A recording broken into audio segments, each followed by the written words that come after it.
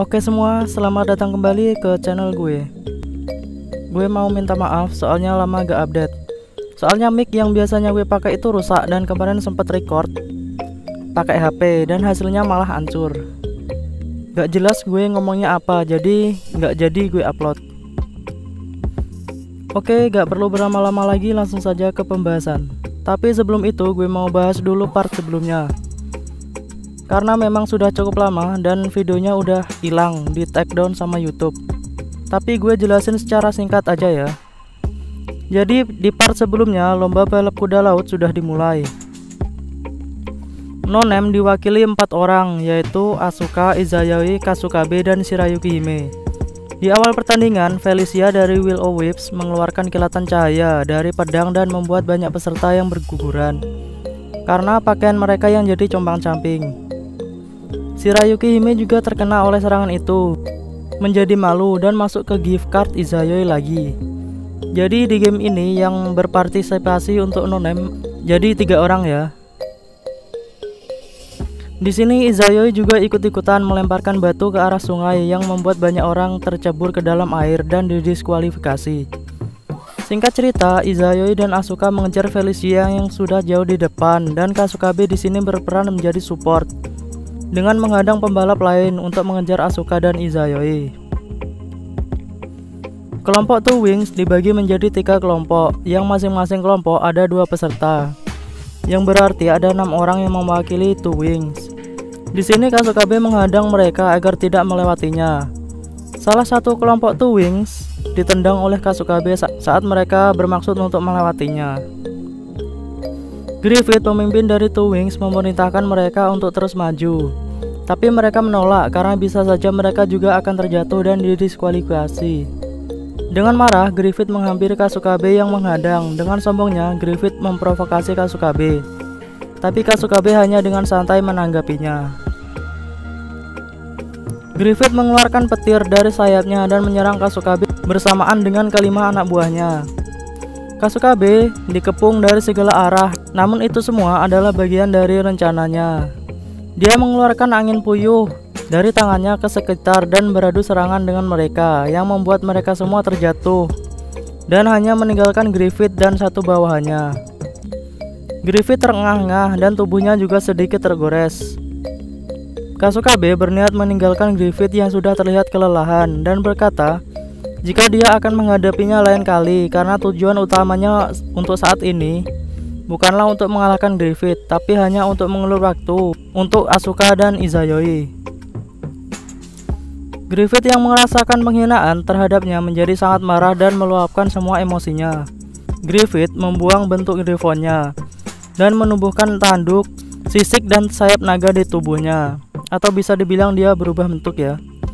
Griffith kehilangan kesadarannya dan hanya dipenuhi amarah. Saat ini kekuatan Griffith meningkat sangat pesat dan kecepatannya juga meningkat 5 kali lipat dari bentuk griffonnya. Kasukabe memegang liontin miliknya dan membayangkan kekuatan yang bisa mengalahkan Griffith, dan terciptalah sebuah tombak yang ujungnya adalah tanduk naga.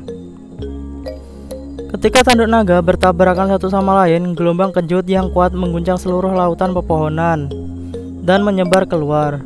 Kekuatan dari petirnya ditiadakan dan sekarang hanya tinggal pertarungan yang membutuhkan kekuatan fisik.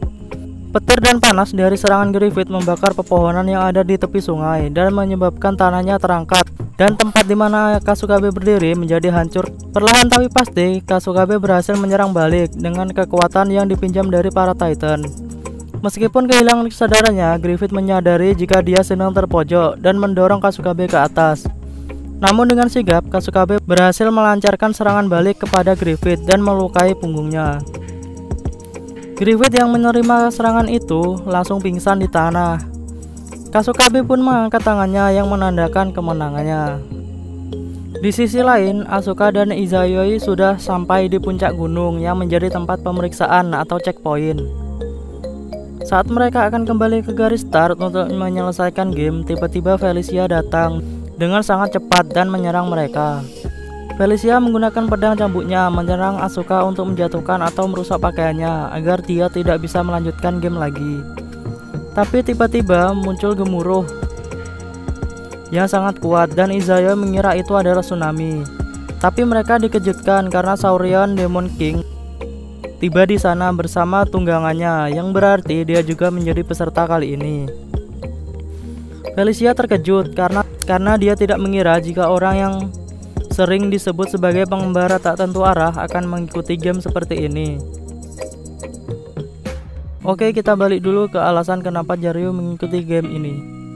Saat itu Shiroyasa menemui Jaryu dan dia berkata jika dia akan mempertemukan Jaryu dengan guru agung yang setara dengan langit atau Wukong. Tapi Shiroyasa memiliki dua syarat yang harus Jaryu penuhi. Syarat pertama, dia harus membantu Salah Dollstrike menjadi Floor Master. Dan yang kedua, dia harus memenangkan game balapan kuda laut. Shiroyasa berkata jika Jaryu setuju maka dia akan memanggil Wukong ke Little Garden. Jaryu menerima syaratnya, tapi dia bertanya apakah tidak apa-apa jika dia mengikuti game itu, karena bisa dibilang dia itu seorang Raja Iblis. Jadi kemungkinan game itu menjadi berantakan. Namun Shiroyasa berkata jika kemungkinan Jaryu untuk menang itu sangat kecil dan meninggalkan Jaryu.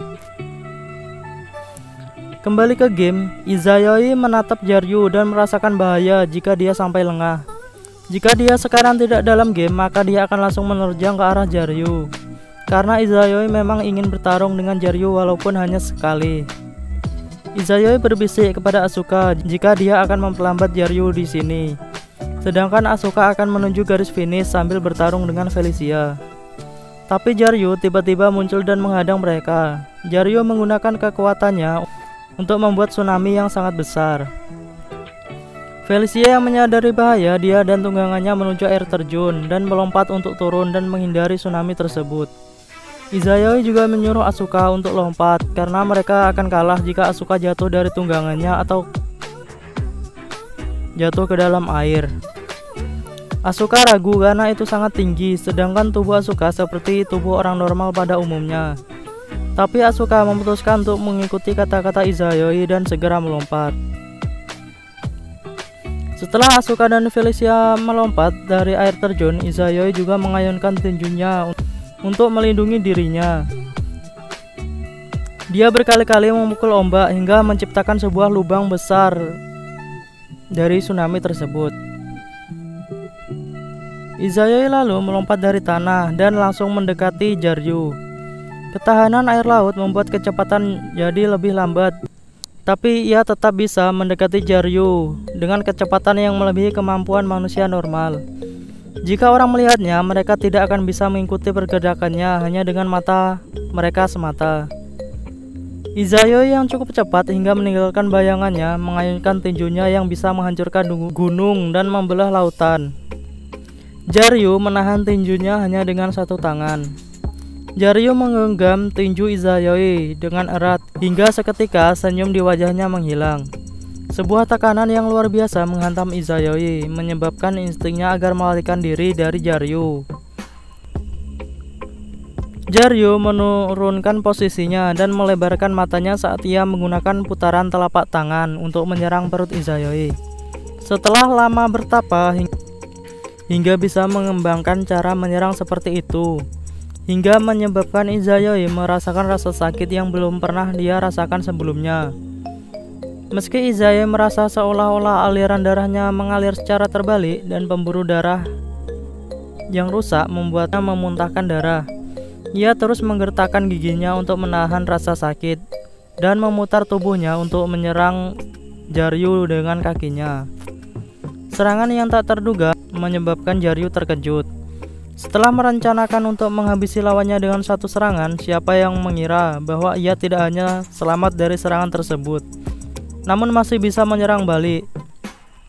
Itu sendiri menyebabkan Jaryu sangat terkejut.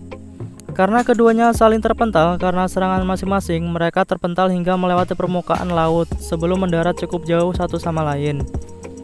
Yang pertama kali bangun adalah Jaryu. Meskipun begitu, Jaryu juga sangat terkejut karena dia bisa bertahan dari serangan dan menyerang balik. Meski faktanya Jaryu bukanlah spesies terkuat, bukan berarti kekuatannya lemah dan bahkan makhluk suci yang normal.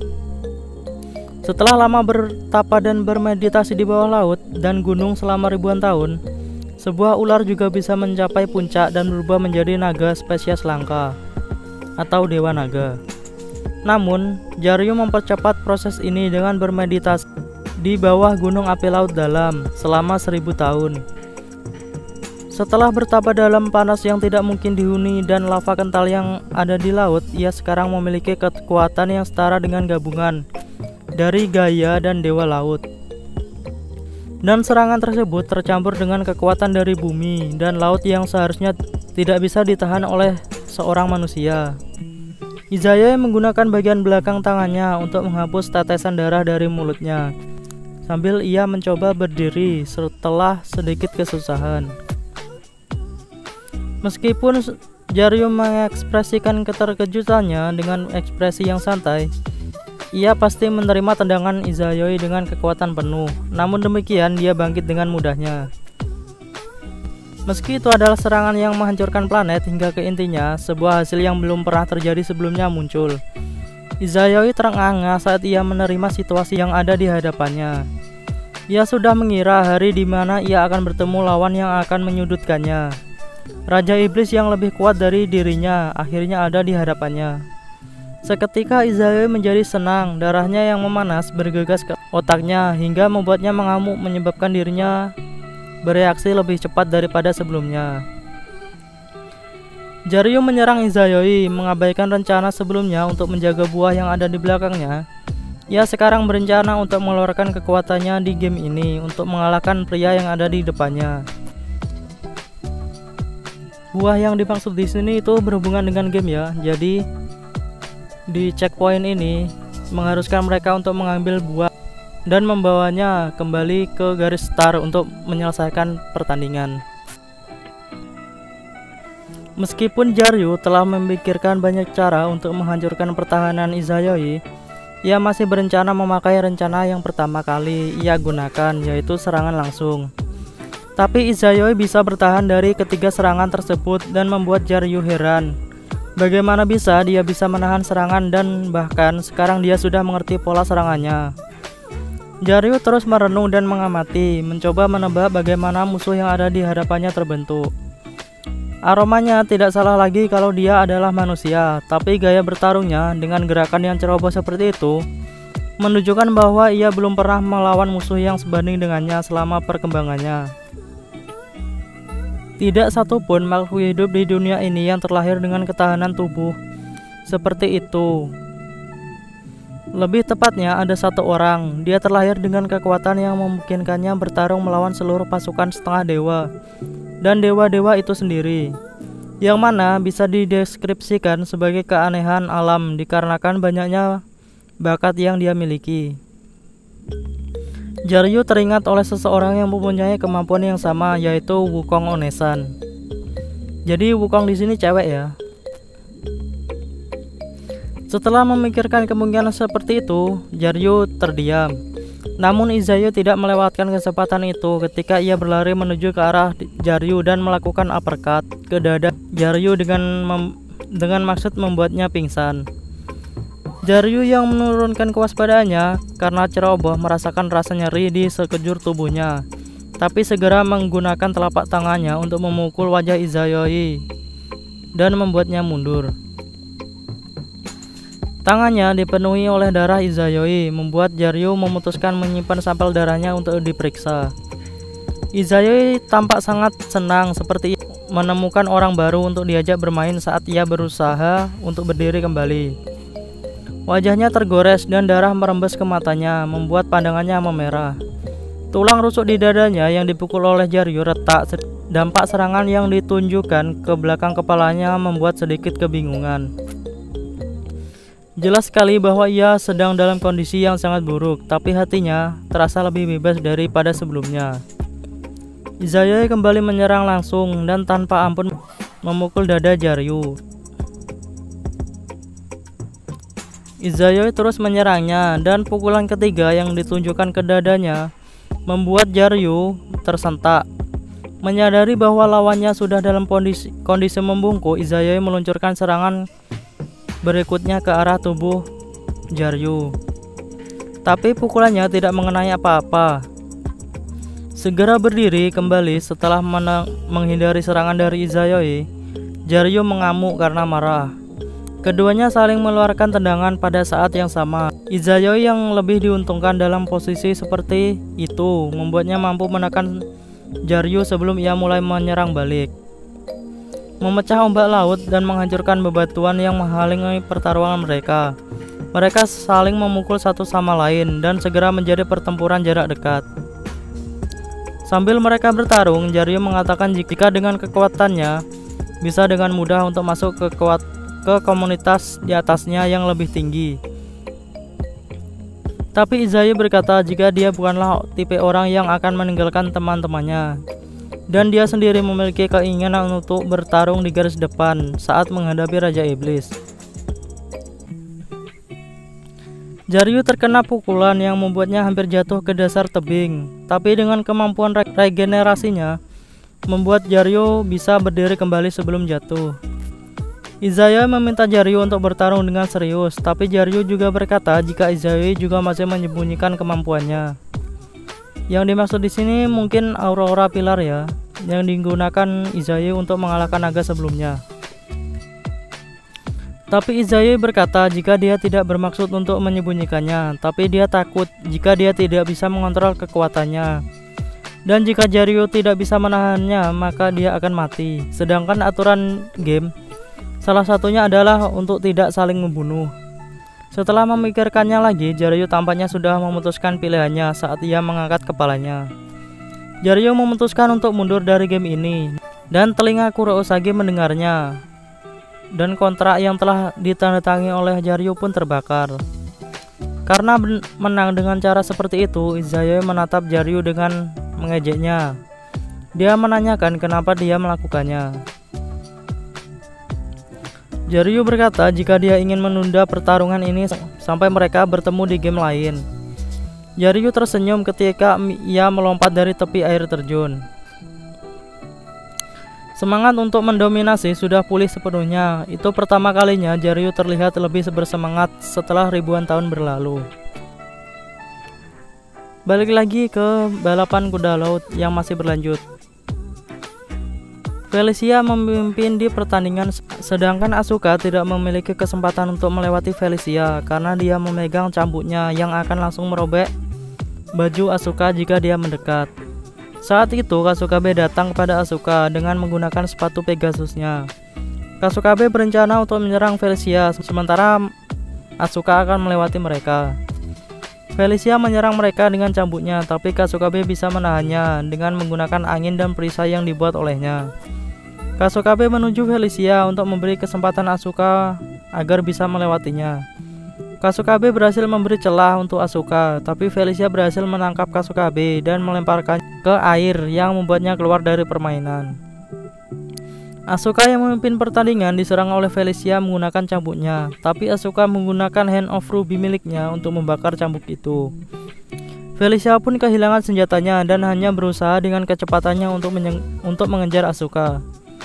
Tapi di sini kuda Asuka yang sudah diperkuat oleh Asuka menjadi sangat cepat dan berhasil memenangkan game kali ini. Kurousagi yang menjadi wasit langsung menuju Asuka dan memberikan selamat. Para penonton pun bersorak atas kemenangan Asuka. Oke, untuk epilognya bercerita tentang pesta di Underwood karena game sudah selesai. Dan Shiroyasa menunjuk Salal Doldrak menjadi Floor Master selanjutnya dan mendapat Dracogryph atau tanduk naga dari Shiroyasa. Kurousagi juga mendapat hadiah dari Izayoi, Asuka, Kasukabe, Jin Russell, dan anak-anak dari komunitas Neonem lainnya. Izayoi, Asuka, dan Kasukabe memberikan hadiah itu karena mereka berterima kasih karena sudah dipanggil ke dunia Little Garden. Upacara penyerahan gift dan gelar Floor Master kepada Salal telah selesai. Tapi bagi Shiroyasa, dia mempunyai dua tugas penting yang mendesak dan belum diselesaikan. Setelah memenangkan game balap kuda laut, Neonem menerima gift dari Shiroyasa. Tapi bukan gift yang mereka inginkan. Mereka ingin agar Grey, sang Gripon, menjadi bagian dari komunitas mereka. Itulah hadiah yang diinginkan Izayoi. Gri membaca Gisrol dengan tulisan tangan yang indah dengan berpikir menerima nasibnya. Hanya beberapa hari yang lalu ia menganggap dirinya tidak layak untuk ikut berpartisipasi di game apapun di masa depan. Kehilangan sayapnya hanyalah salah satu alasan, tapi alasan paling penting adalah fakta karena ia kehilangan rekan ketika terbang. Kerugian berturut-turut yang dialami oleh rekannya dan sayapnya sangat melukai harga dirinya, dan ia yakin bahwa tidak ada satupun yang ingin menungganginya untuk bertempur kembali. Setidaknya itulah perasaan yang dia miliki sebelum ia membaca dokumen itu. Menutup matanya untuk memberikan jawaban yang jelas, ia segera membulatkan tekadnya ketika ia membungkuk kepada Shiroyasa. Shiroyasa memberikan hadiah sebuah cincin kepada Gri yang dipakaikan di cakarnya. Setelah Gri pergi, Shiroyasa memanggil Jaryu untuk masuk. Shiroyasa bertanya, "Bukankah kau ingin melanjutkan hubunganmu dengan saudara perempuanmu?" Yang dimaksud Shiroyasa di sini itu tentang game sebelumnya ya. Kenapa dia memilih untuk menyerah dan tidak melanjutkan game? Karena kalau saja Jaryu bisa menang, maka Shiroyasa akan memanggil Wukong ke Little Garden. Jaryu menatap ke arah bulan sambil menjawab Shiroyasa. Dia mengatakan jika bocah dari Nonem atau Izayoi ya, dia bertanya seperti ini, "Wajah apa yang akan kau tampilkan ketika berhadapan dengan onesanmu?" Yang dimaksud itu Wukong ya. Itu sangat benar, berpura-pura menjadi pertapa ketika aku hanyalah orang tidak berguna yang hanya berkeliaran. Wajah seperti apa yang akan aku tunjukkan kepadanya? Jika aku sekarang, tidak ada yang akan berubah. Bahkan jika aku menemuinya, aku masih tidak mempunyai pencapaian untuk dibanggakan ketika aku bertemu dengannya lagi. Jika itu membuatnya marah terhadapku, itu tidak apa-apa, tapi aku takut bahwa dia akan menangis melihat kondisiku saat ini. Selain mengkhawatirkan kekecewaannya terhadap orang lain, ia lebih khawatir bahwa itu akan menyebabkan kesedihan bagi orang itu. Dan dengan memikirkan hal itu, dia mampu memberanikan diri untuk bangkit kembali. Tidak menunggu Jaryu melanjutkan kata-katanya, Shiroyasa segera berdiri dan mengambil perkamen kulit kambing dari rak buku untuk menunjukkan kepadanya. Shiroyasa berkata, dia memiliki tugas yang cocok untuk Jaryu. Di sini Shiroyasa meminta Jaryu untuk menjadi floor master pengganti dirinya untuk sementara. Jaryu merasa jika dia tidak pantas untuk itu, tapi Shiroyasa meyakinkan Jaryu. Setelah Jaryu menerima tugas itu, dia bertanya, "Kenapa harus terburu-buru?" Shiroyasa berkata, menurut informasi yang diberikan oleh Bull Demon King, ada satu Raja Iblis dari aliansi Raja Iblis yang sudah diketahui, dan ia adalah orang yang sulit ditangani. Maka Shiroyasa sendiri harus mengambil kesempatan ini untuk memberikan Raja Iblis itu peringatan sebelum akhirnya pergerakannya dibatasi. Jaryu berkata, "Apakah Raja Iblis itu terkenal?" Shiroyasa dengan serius menjawab jika nama Raja Iblis itu adalah Maxwell, Raja Iblis yang mengendalikan portal. Sorry kalau ada yang sulit dimengerti, soalnya untuk epilog yang terakhir ini juga gue agak susah mau rangkum. Jadi kalau ada yang perlu ditanyakan, silahkan tulis di kolom komentar. Untuk video selanjutnya kita akan masuk ke volume 6 ya. Oke, sekian dulu untuk pembahasan kali ini. Terima kasih dan bye-bye.